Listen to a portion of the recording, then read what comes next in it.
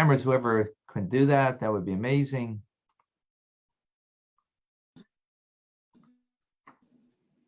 Koi, welcome. Good evening, everybody. Good evening, Rabbi. Good evening. Okay. Good evening, folks, and welcome. All right. So this class is in honor of the neshama of Shmarya Katzen, Rabbi Shmarya Katzen, who is my daughter-in-law's father, and who was lucky enough to be able to name her baby boy last week after her father. Last week we had the bris with our dear son Mendel and his wife Shana of their newborn, and they named after Rabbi Shmarya Katzen, the grandfather of this child, who this class is in memory of, in memory of his neshama. So we commemorate those that pass on.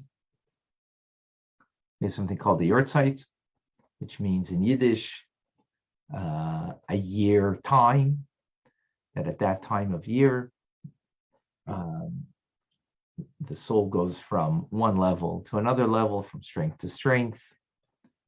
And one of the ways that we commemorate is, of course, on the Yortzeit by saying Kaddish. And throughout, whatever you can do for a departed soul in learning Torah, offering prayers, giving tzedakah, it's a beautiful thing. So the time of passing of an individual, there's a Jewish way to commemorate. But there's no parallel for celebrating posthumously someone's birthday. Our birthday, after all, is the day that God said that without you, the world can't go on. And we do celebrate it now, but we don't do it afterwards. At least there's no official way to do it. For the Yortzeit there is, but not for the birthday. Now, maybe many families do in some manner, commemorate someone's birthday after they pass on, but that's not an established, Jewish ritual. So we'll come back to that. But our Parshah Tetzaveh, is the only Parshah since Parshah Shmois, when we were introduced to Moshe Rabbeinu, that his name is not mentioned. Every single Parshah, he is not only the leader of the Jews, not only brings us out of exile, is Moshe Rabbeinu, our teacher, our master, who gives us the Torah, but he's constantly there as the faithful shepherd, taking care. And in this Parsha, his name isn't mentioned. Why? What was it? So one of the explanations it's given is that we know the story of the Matan Torah, giving the Torah, and 40 days later, the Jews sinned with the golden calf. And because of that, God wanted to destroy the Jewish people. Moshe Rabbeinu went to bat for the people, and he says, in this week's Parsha, let us see what he shares with us.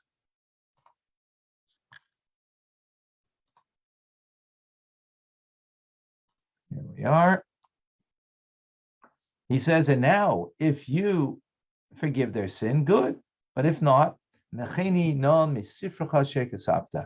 erase me now from your book, meaning the Torah, which you have written. So, this is pretty strong statement that he makes on behalf of the Jewish people, saying, I don't want to have any part of your book. And now we all know the end of the story. Of course, the Jewish people are forgiven, and Moshe Rabbeinu is able to retain his legacy, his connection to the Torah. But the Zohar tells us that the tzaddik's words, even on condition, right? And his words were on condition that if you don't forgive the people, eradicate me from the book. So holy, righteous people, especially a Rebbe, someone who is a leader of the Jewish people, their words are fulfilled even if they're said on condition, meaning that indeed his name is erased. He said, erase my name from this book. His name is erased. Where is it erased? In this week's Torah portion. In this week's Torah portion, Moshe's name is not mentioned. The Zohar says, who is greater than Moshe, who said, but if not, erase me now from your book, which you have written. Moshe said, this is a good reason. And God even granted his request. And yet, he was not spared from punishment. Moshe asked for his name to be erased, and indeed, his name is not mentioned in the Parshah of Tetzaveh. But why Tetzaveh of all Torah portions? Is that a random thing, or is it something specific? So the truth is, it's actually very specific. Because in this week, tonight actually is the 6th of Adar. Tomorrow night will be the 7th of Adar, which is the day of Moshe Rabbeinu's passing. As Nachum Chernovler says, the Parshah of Tetzaveh falls out in the week of the 7th of Adar, the day that Moshe passed away, and so his name is not mentioned in this particular Parshah. All right. Coincides? Makes sense? All right. 7th of Adar, recorded for posterity in Jewish history.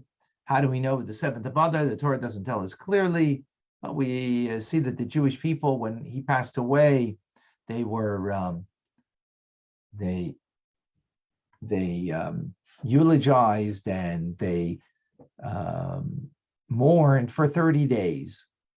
And then after 30 days, Joshua said to the people, get ready, because in 3 days we're going to go and march into Israel, Canaan, the land of Canaan.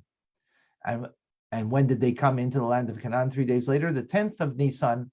So do the math. 3 days, the 10 days of Nisan, and the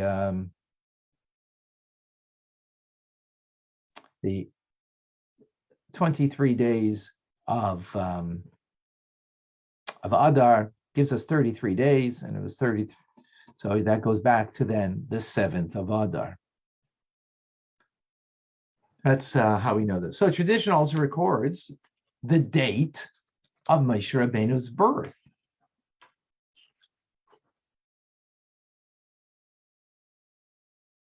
Oops. And how do we know that Moshe was born also on the 7th of Adar, the same day that he passed away? It is stated, and Moshe said to them on the day of his passing, what did he say? He says to them, I am 120 years old today. I can no longer go out and come in. The word today appears redundant. What does it imply? That Moshe turned 120 on that day. On that day, he's 120. For God sits and completes the years of the righteous from day to day and from month to month, as it is stated, the number of your days I will fulfill. So on a rare occasion, it happens that someone passes away on their birthday, like Moshe Rabbeinu did, indicating a completion. As Moshe Rabbeinu being a righteous person, God gives him complete days. Now, tradition does mark the passing of Moshe Rabbeinu every year as his yortzeit on the 7th of Adar, and that there are various customs. What are the customs of on the day of passing? Okay. Oh, there we go. So it says in the Code of Jewish Law These are the days where tragedies occurred to our ancestors, and it's appropriate to fast on these days. And many other days, of course, that we have fast days. On the 7th of Adar, the day that Moshe, our teacher of blessed memory, passed away. Now, this fast is not meant for old people. It's actually righteous people and men who are part of the Jewish burial society. Sometimes they actually make this their day. They have special prayers and so on and so forth, marking this day of the passing of Moshe Rabbeinu. So, as I asked in the beginning of the class, we see that we have ways to commemorate someone's passing, but we have no ritual celebration for Moshe Rabbeinu's birthday. And why is that? I mean, it was a very momentous occasion. As the Torah tells us, the house was filled with light. Everybody knew he was a special baby, that he would be the Redeemer, as Miriam was aware. And even the Egyptian sorcerers recognized that something had happened that day. They saw in their stars above that the Redeemer of the Jewish people was born on that day, and therefore informed Pharaoh, and that's when he made the decree to throw into the Nile not just Jewish babies, but even Egyptian babies. So his birth was celebrated in his lifetime, but we have no annual celebration henceforth. Why is that? Well, some might say the reason we don't celebrate his birthday now is because his passing kind of cancels his birthday, right? So you have a birthday while you're alive, fine. But once you pass away, what's there to celebrate? The person isn't here anymore. So it kind of cancels it out. Now there's heaven reversed things by taking that person. But that's not so simple, because it seems from the Talmud that it would suggest otherwise. The verse states in Talmud Megillah concerning Haman that he cast a pur, that is, a lot. We are taught that when the lot fell on the month of Adar, Haman was jubilant. He said, "The lot fell for me in the month of Moshe's passing." However, he did not know that Moshe passed away on the 7th of Adar, but he was also born on the 7th of Adar. So Haman, Harasha, the wicked Haman, cast his lots on a bad month for the Jews when tragedies befell. So it would be a bad omen for the Jewish people, and he was hoping that the bad omen would happen again in destruction, annihilation of the Jewish people. But he didn't know that also good things happened then. Right? Many centuries earlier, on that day, Moshe Rabbeinu Moses was born. So he cast his lots when? Many centuries after Moshe Rabbeinu. So it seems from the Talmud that the effect of his birth is not being erased by his passing. In fact, it has a positive effect. So much so that it mitigated the negative effect of his passing. And because of that, Haman's plot was doomed to fail, because Moshe Rabbeinu was born on that day. And that's exactly what Rashi says.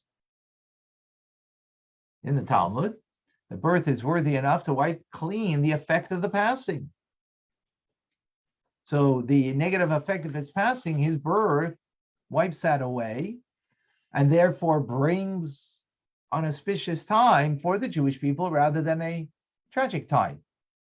So that makes us wonder even more so, why do we mark Moshe Rabbeinu's passing on the 7th of Adar, but when it comes to his birthday, I mean, we're aware of it, but we don't make anything special about it.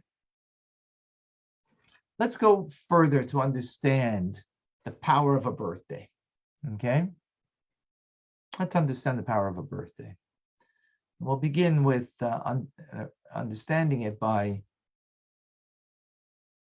bringing further from the Talmud. the advent of the month of Adar, which we just started this past week, right? One increases in joy.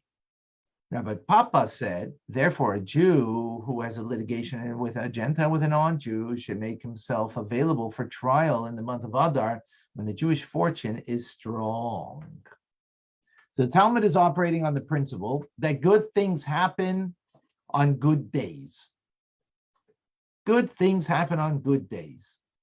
That's a Jewish idea from the sages in the Talmud. So the month of Adar is good, right? We were liberated from the pearls of Haman's plot to annihilate us. This impacted not only the day of Purim, but the entire month, as it says in the book of Esther. And the month was reversed from grief to joy, from mourning to festive days, to make them days of feasting and joy. So therefore, if you need to go to a non-Jewish court with a non-Jew, you know when is a good time? The month of Adar. Schedule it then. Now take note. What are our sages saying? Or what is actually, this is from the book of Esther. What are we actually saying here? That the entire month is an appropriate time. But why? The miracle of Purim only happened on the 14th of Adar, in the middle of the month. So why would it be the entire month? So let's break that down a bit. Now, it's reasonable to say that, it's auspicious, special time, from the celebration from the 14th of Adar when it's Purim, and afterwards maybe. But the 13th, which was certainly a challenged day because the Jewish people had to defend themselves against those who sought to kill the Jews. Because Achashverosh, who was the king of Persia, he never rescinded the initial decree. All he did was make another decree that the Jewish people could defend themselves. So thousands of Persians came to destroy the Jews, to kill them. And Jews were allowed to defend themselves by decree, but still it must have been a difficult day. So why does the Talmud insist that the entire month is a good day, is a good time? Especially the 13th was a difficult day. Now, you might say the 13th was difficult on that day, but in retrospect, what happened on the 13th? We won.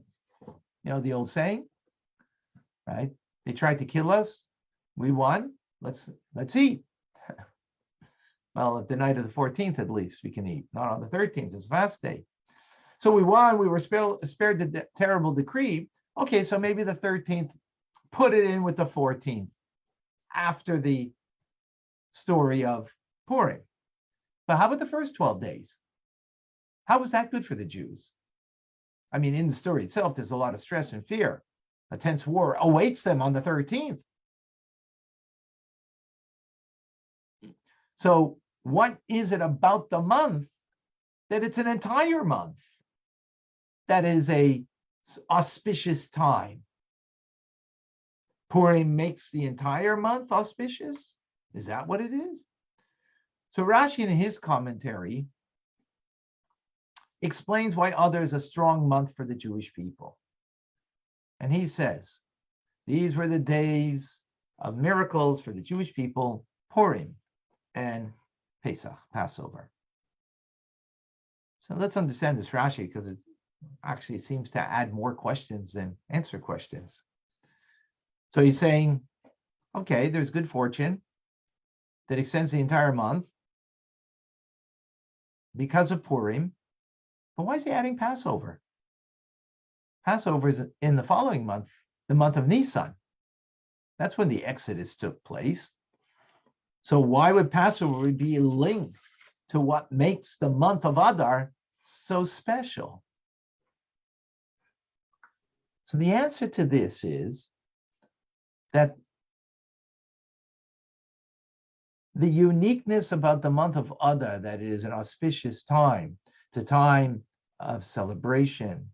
It is a time that if you have some difficulties with someone who isn't Jewish, that it's a auspicious or a good time for you to go to court.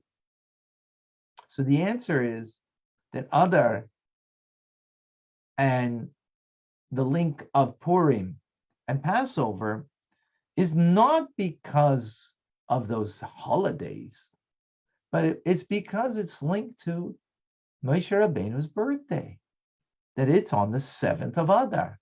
That's what is special. Let's see from the Rebbe's teachings. The Rebbe in this week's Parshah, and this week's Sicha, so he explains the following. 7th of Adar brought about the miracles of Purim and Adar. The fact that Haman's lottery fell in Adar nullified Haman's decree for this month, which is why the miracle of Purim occurred in Adar. On the 7th of Adar, the Redeemer of Israel was born, who would ultimately liberate the Jews from Egypt. So what are we doing? By linking Purim and Pesach to Adar, Rashi isn't referring to the miracles that happen in Adar, but rather to the day that caused the miracles to happen. And what is that? The birth of Moshe Rabbeinu on the 7th of Adar. So Rashi isn't trying to tell us that Adar is good because Purim or Pesach. No, on the contrary, Purim and Pesach are associated with Adar because it's a good month. Why is it a good month? Moshe Rabbeinu is born then. In other words, long before the Jews are freed from Egypt or the holiday of Purim, Moshe Rabbeinu is born. That day that he is born is a day of unbridled joy for the Jewish people. That day in 1253, before the Common Era, was in the 7th of Adar. It makes that month so special for the Jewish people. And history goes on to prove so, that Pesach and Purim are both caused by what occurred in that month. So now this explains why the 13 days are special days, even though, what's it got to do with Purim? Purim occurred on the 14th. So why would the entire month be auspicious, propitious for the Jewish people? Because it has nothing to do with the miracle that occurred there. The miracle occurred there because of something else that happened. Moshe Rabbeinu was born that month. He preceded Purim. So it's his birth that renders the entire month, not just his birthday, not just the day that he's born, the entire month, as a special time. And what's the proof? Haman, who threw a lot, right? And when did it come out, Tom? The 13th of Adar. Not on Moshe Rabbeinu's birthday, or on his yortzeit that he thought, right? What did he think?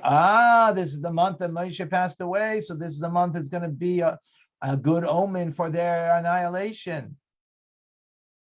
And of course, it wasn't that way because it is a good month. Why? Because that's the day he's born. Not just a good day, because it didn't fall out on the day when he was born. It fell out on the 13th. So ever since Moshe Rabbeinu is born, good things happen to in this month. Therefore, if you have bad things that you got to deal with, put it off to that month and deal with it then. Now, years later, what happened? There was a Pesach. And after that, there was a story of Purim. That increases those events, increase those wonderful miracles, increase the wonderment and the awesomeness, the specialness of the month of Adar.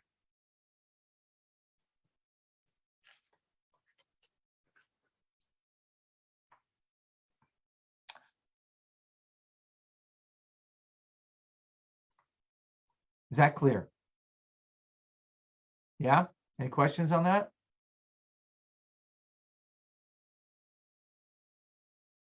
Well, actually, we should have a real question now, and a deeper question. And what's that? Our What original question. the Go first? ahead. What about the first 6 days of Adar? No, that's the power of Moshe Rabbeinu. The power of his birth. How awesome it is! It's the entire month. Purim happens because of him in that month. Pesach actually happens also because of him, because he's born that month. He's the Redeemer. But those two things emphasize him and his birth that is so powerful that it can transform an entire month to being a very special, unique month. Is that So why clear? don't we celebrate his birthday? So now the question becomes even bigger. So then why are we not celebrating his birthday? His Yortzeit we celebrate, but his birthday we don't celebrate. Meaning we note it, but a Yortzeit, there is a halachic celebration. I mean, not celebration, sorry, a halachic mandate that the righteous, they fast that day. Those who are involved in Jewish burial society, it's also a day that they might fast and do different things as a result. On behalf of the community that they, Jewish burial society engage in. But again, our question is amplified. So, okay, that's done for the Yortzeit. What's done for the birthday? Now that it's such an awesome thing. We thought initially, why is the specialness of the month of Adar? Purim. No. Purim falls out on that day, falls out in the month, because the awesomeness of Moshe Rabbeinu being born at that time. And therefore Purim is a result of Moshe Rabbeinu, not the other way around. Just as a novel way to look at things, as the Rebbe does. Okay. So when we say that we don't celebrate Moshe Rabbeinu's birthday, posthumously, doesn't mean that it loses its meaning. It just means that there's something about the birthday that is something that's difficult to celebrate. Let's explain. What does that mean? It's a beautiful medrash. It says the following. Rabbi Levi offered a parable. 2 ships passed each other on the high seas. One had just departed port. The other was returning to port. The departing ship had embarked with great fanfare. The returning ship was not celebrated. Right? This is a parable. A wise person observed that it should have been reversed. The departing ship should not have been celebrated because no one knows where she will dock, what challenges will find her, and what kind of storms she will encounter. The ship returning to port should have been celebrated, for we know that she departed in peace and returned from the high seas in peace. Beautiful metaphor over here. What is the metaphor? When we're born with a potential, but our story has not unfolded yet. It hasn't been written. Yes, it's an exciting time when a child is born into this world, and we're happy, but let's think about it for a moment. There are many paths that this child might take. There could be a lot of good directions that this child can take, but the possibility of the opposite is also there. And we don't know what will end up with this child, right? Only time will tell. In that sense, says the wise man, it's premature to celebrate. The good is not actual, and the bad is just as possible. Make sense? Right? So let's see how this played out for Moshe Rabbeinu. So Moshe Rabbeinu was born as a unique soul. No doubt. That the house was lit with light. And they knew that. Yet, it didn't bring any tangible benefit. Even though he was very holy, a circumcised child came into this world with a holy soul. But that spirituality is intangible. It didn't express itself in any real way. So this doesn't negate the power of a birthday. On the contrary, it elevates it to a transcendent height. In other words, a birthday is special. We have great potential, but that potential is merely that. So therefore, the birthday, in a sense, cannot be truly celebrated.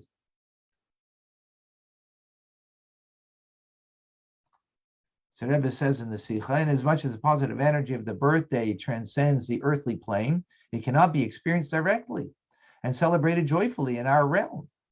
Its power is largely concealed, and it exerts its influence from a distance. So we grow up, and we discover we have strengths, we have weaknesses, and many different paths, many different possibilities to go in our lives. So every year we celebrate a birthday. What are we celebrating? Our potential? No. On our birthday, we're actually to celebrate our achievements. What did I achieve this past year? What can I achieve this forthcoming year?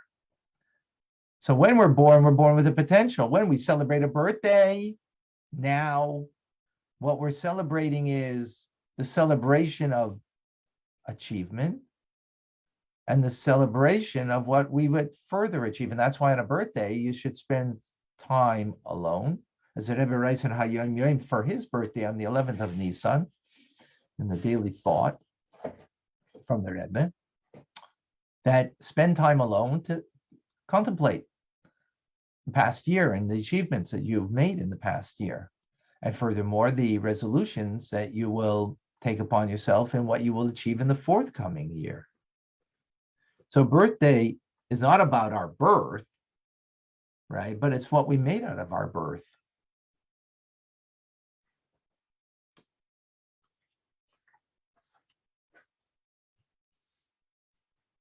Again, a birthday is not about, it's my party and I'll cry if I want to. You know, it's not about you. It's about what you were brought here to do.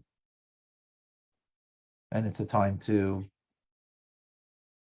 celebrate the achievements and to take upon ourselves greater achievements henceforth. And then finally comes the 120 of a person's life, as in Moshe Rabbeinu. And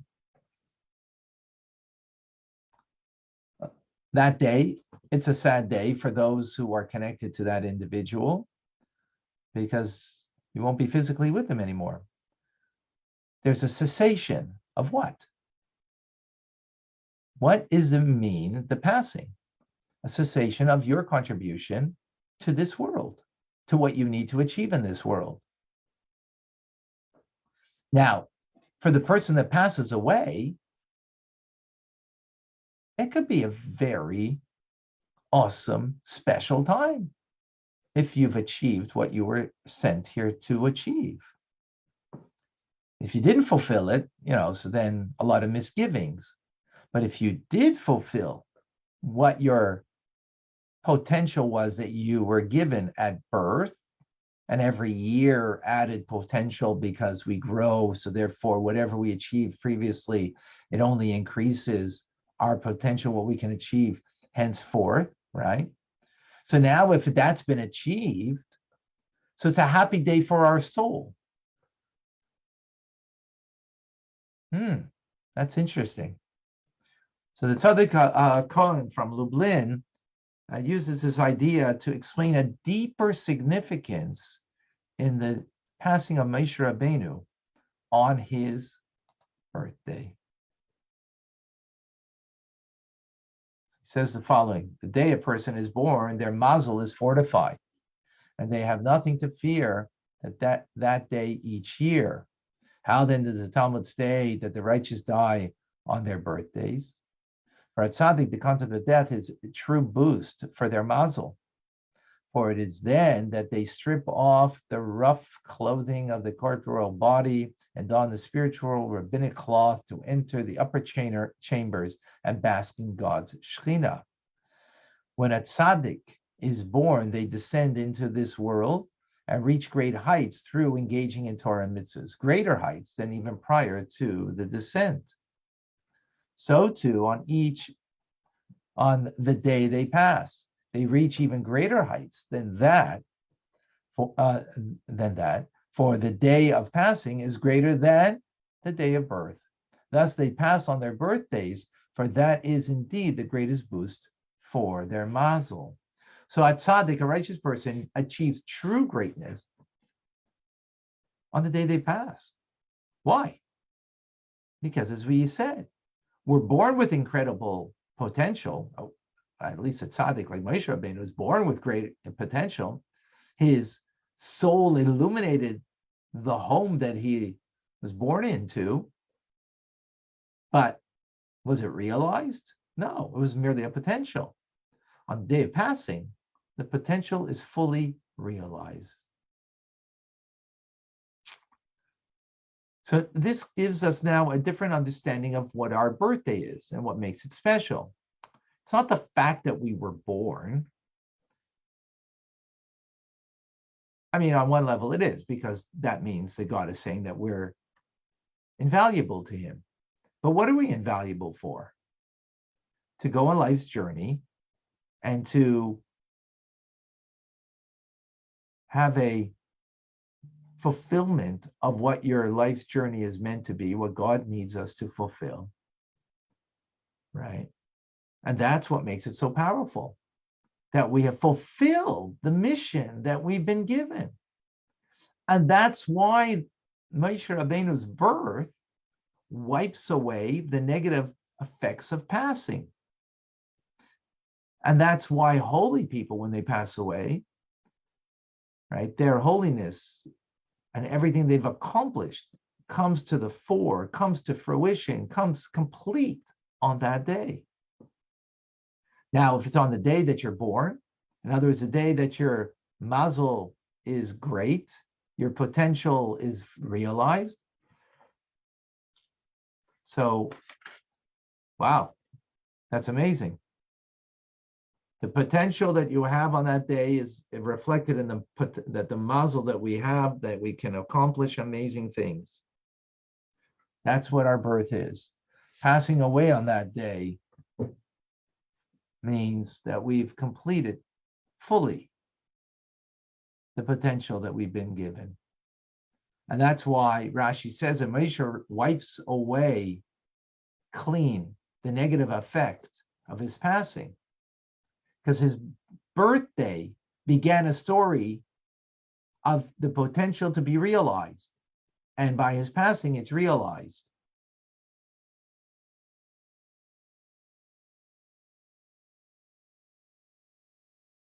And that's why ultimately his plot is foiled, Haman. Because Moshe, who was born in Adar, not because he was merely born in Adar, right? He's born with an amazing potential that gets actualized on his death completely. And therefore makes the entire month a special month for the Jewish people. So with this end, we can understand why posthumously we would not celebrate the birthday. It's relevant, the birthday, but it's not to be celebrated. Because it's not the birthday that's relevant. What's relevant is the achievement, the lifetime achievement that has been actualized from one's birth.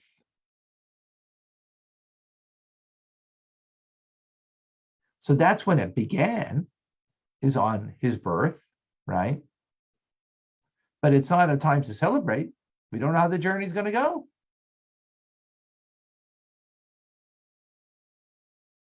Until it ends, then we can tell.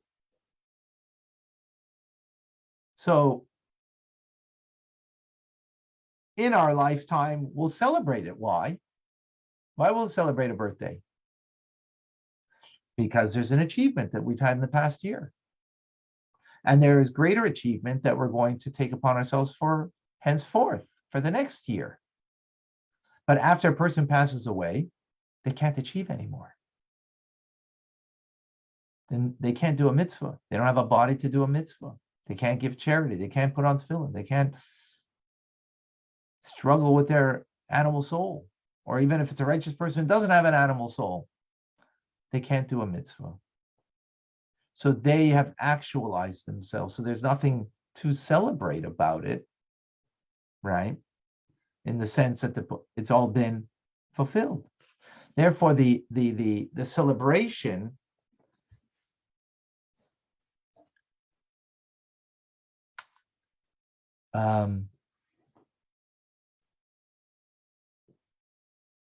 is in the potential that's realized that will be expressed in his day of passing on the yard site.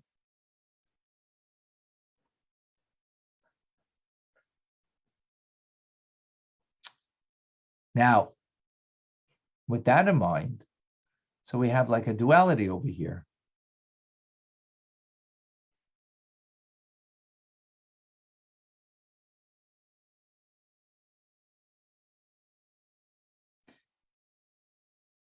On the one hand, to tie it into the beginning, he said that Moshe Rabbeinu's name isn't mentioned, right? It's a day of his yahrzeit. So on the one hand, it's a sad thing. Moshe Rabbeinu passed on. On the other hand, his achievements are reflected on that day, are complete on that day. So he's there, but in a sort of like I don't know what to call it, conflicting manner, because there's the loss of him, but there's the full evolvement, fulfillment of his lifetime and his achievement that has. So Moshe in name isn't there, but Moshe in spirit is there, because his spirit lives on through his achievements. And that's what we connect to. Any questions, any comments, any thoughts?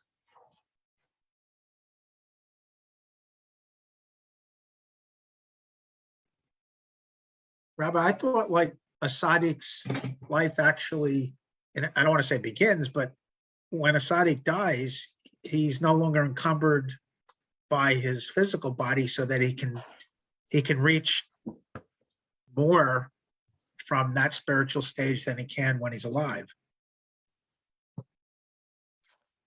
So his achievements actually get expanded once he's no longer encumbered by his human body. Yes and no. Good point. Yes and no. He can't achieve a mitzvah anymore, but he can elicit on high for us blessings for us. But he can't do a mitzvah. So, but are we still connected? Yes. Can we still receive from him that he can, as we go to the Ohel of the Rebbe or right into the Rebbe, get blessings? Absolutely, because he's got a better connection with the Almighty that if we pray to Hashem, we may have certain things that we can elicit on high. But when we ask the Rebbe to ask on our behalf from God Almighty, he has, a better connection that he can receive for us. So in that respect, yes. Can he grow in his neshama? No. He can't. Because the only way you grow is through Torah and mitzvahs. That he can't have. Does he have his soul divine pleasure in Gan Eden? Not certain the Rebbe is in Gan Eden, that I can't tell you, because the Rebbe may still be holding out that God, until you bring Mashiach, I don't want your Gan Eden, but whatever. I don't know what's going up there. I only know that because of stories that are told of other tzaddikim. So, an assumption. But the point is, having pleasure isn't fulfillment of your purpose. So, for example, seeking pleasure down here, you don't fulfill your purpose, right? As lofty as it might be, the pleasure, it might be a spiritual pleasure. It may not be that's what your fulfillment needs to be, what you need to achieve over here, for argument's sake, right? So the fact that there's divine pleasure up there is not an achievement. It's God, that they're basking in the Shekhinah's presence. Achievement can only be down here in a mitzvah. So that's the distinction. That's a distinction. Now, through our achievements down here, we can help our loved ones grow, but they can't do it themselves. So every time we give tzedakah, and because of a parent that passed away, or we do good because of a loved one, right? And we and even more so when we are mindful of it, then we help their neshama. We're helping their neshama because they can't achieve. That's what I was going to basically ask, Rabbi. You can do a mitzvah on their behalf, and Yes, hopefully be of some comfort. right. So, but what comes out now is that not because a birthday is meaningless. A birthday is ultimately the potential to achieve. So in our lifetime, we need to, on a birthday, think about our achievements, make resolution for even greater achievements henceforth. But afterwards, in the passing of the individual, whatever was achieved was achieved. So the righteous, they fulfilled what they needed to achieve. So there's nothing per se to celebrate. Now, you got to celebrate we don't celebrate the potential, the achievement. Yeah, the achievement has already been made in the day of passing. It's been fully revealed. So posthumously, there's nothing more to celebrate about more possible achievement, right? That doesn't mean we don't, aren't mindful of a loved one that passed away on their birthday, in order that maybe that will be an inspiration for us to do something for them. That we achieve more in order that their soul can go to greater heights. So that is absolutely. If someone has left substantial memory, achieved something spiritually that's passed along, like Rambam, for example. That's something that's always there. I don't know what to make of it beyond that it is a way that they could in the future present themselves to others in a world they have not lived in. I'm trying to understand if there's no growth, but there's still what they've done that has led to what is. Very good, very good. There is growth because we're studying Rambam. Not because they're doing something today, not because because we're studying Rambam. That's great, righteous people, right? Moshe Rabbeinu is still growing because we study Chumash. We mention his name. We're talking about him and we're learning from him. So yes, his neshama is growing, but not because of what he's doing today, what we're doing for him today. Davida and Liba have a question. Liba, go ahead.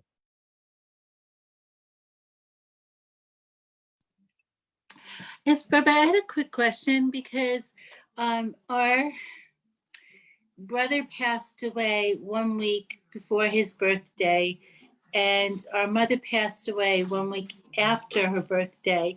So does this apply to someone who isn't righteous, someone who's, I consider them the Bani in training, so does that apply to them too? I mean, on some level, it applies to every soul because, every soul has got a righteousness to it. So there is something, but, we be careful not to get caught up on how we should perceive our loved ones and their connection. Is it, did they get this? Did they get that? I for sure can't tell you. I don't know. But it's important that we should not kind of get caught up in that, because what we should get caught up is that we should do a mitzvah for them. That's it. And I don't think anything more, because to me, right after their birthday, they passed away right before their birthday. I don't know. I'm sure it means something. I'm not saying it doesn't mean something. I'm sure it does. But I don't want to make a suggestion when I don't know. And I don't want to make that the emphasis, because what was the emphasis over here? Not even get caught up on a birthday, celebrate it's my birthday. So it's all very self-absorbed to, celebrate it's my birthday. So, I'm celebrating. No, it's your birthday, a time that's, that you've been given a potential to fulfill, a mission to accomplish. And, it's kind of like a very awesome, serious day, if anything. I mean, celebrate it with, with joy that you're going to accomplish even more the next year, and so on and so forth. Thank you, Liba. Davida, did you have something? Oh, yes, Rabbi Fine. I was just wondering, most of us are not on a level of Moshe, and if we can't accomplish such great things, I mean, how does that affect us? I mean, we're like the small guys trying to do the big stuff, and so we learned that today in Tanya, right? Two types of divine pleasure, two types of food. There's sweet foods that are sweet, the sweet soul of the righteous, and then there's the bitter, sour, foods that need to be seasoned. So we need to season. We need to season ourselves. We need to fix ourselves. So that's a divine pleasure that God has. So, you're right. We're not Moshe Rabbeinu. It's not about comparison. It's not about a comparison. Not at all. That's very important. Don't make the comparison. Just, I have what I have been given as a potential to fulfill, and I got to work on that. And I shouldn't look at another person and what their potential is, whether they fulfill, didn't fulfill. I just got to look at myself. If anything, look at another that, oh, I'm sure they fulfilled. And me, I got to look, more, demanding of myself. Be easy on others and demand of yourself. Not in a way that it's going to make you feel guilty, not in a way that's going to make you feel, downtrodden. On the contrary, they have a great potential that you could fulfill. That's Was there a beautiful. midrash about that? Well, no, there's a story of Reb Zusha. Shusha, it goes up to heaven. Yeah, it's not a medrash. It's because Yeah. it's from 200 years ago. And Reb Zusha said, when I pass away, and they asked me the question, why weren't you like Moshe Rabbeinu? I'll tell them, because I'm not Moshe Rabbeinu. I don't have a soul of his. Why weren't you like other great righteous and great people? Because I'm not them. But when they asked me the question, why weren't you like Reb Zusha could have been? That's I need to answer. That I need to answer. That's each and every one of us. So don't get downtrodden about it. Don't get like, oh my gosh, what's going to happen to me? Where am I going? Because remember, we learned 2 weeks ago of Rabbi Yochanan ben Zakkai, right? He was too busy fulfilling his mission that he didn't have time to think about, consider where he's at. So we should just go from one mitzvah to the next. Just go from one good thing to the next. Don't allow yourself to get oh my gosh, just do. And don't worry. Be happy. It's the month of Adar. We have to be full of joy. All right, folks. I got to run over here. Amazing. Thank you. God bless you all. Thank you, Rabbi. Thank you, Rabbi. Be well, bye-bye. Thank you, everyone. It's 2 months of Adar we have, so we got a lot of joy to have. A lot of joy. Rabbi, I want to ask you a question. Oh, Celia, I'm sorry. I didn't know you had a I want to ask question. you a question. Go ahead. Sorry, it's going back to the text right in the beginning. Moshe Rabbeinu, he was 120 years old, but he could no longer come in and go out. Rabbi Fine, what does that mean? He could no longer go in or come out. I meant to That serve the refer to his people. prophecy? No, it meant go well, in, partially a go prophecy. Prophecy. He could no longer go out and come in, meaning to go out to the people and to take care of their needs.